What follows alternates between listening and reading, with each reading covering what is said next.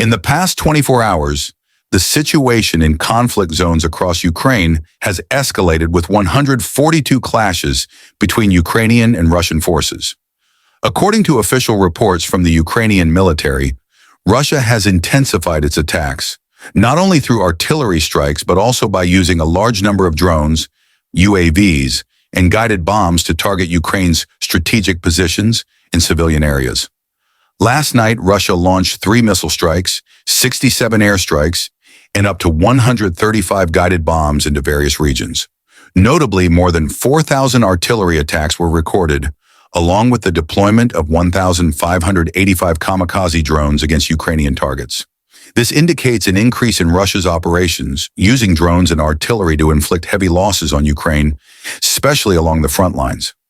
Despite the intense attacks, Ukraine's air defenses and artillery have responded forcefully.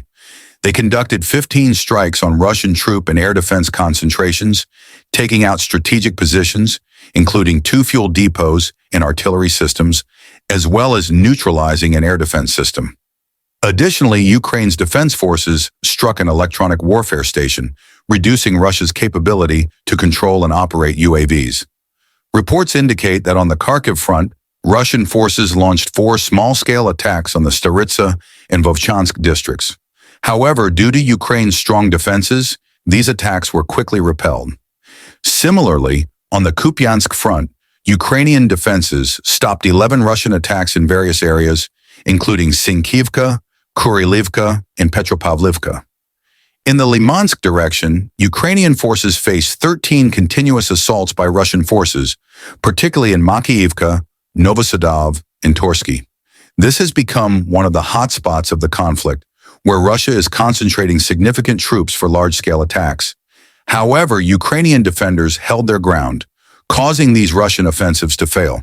In Kramatorsk, Russia launched 6 attacks in the areas of Chasovoy Yar, Andriivka, and Bilahora, but all attempts were successfully thwarted by Ukraine.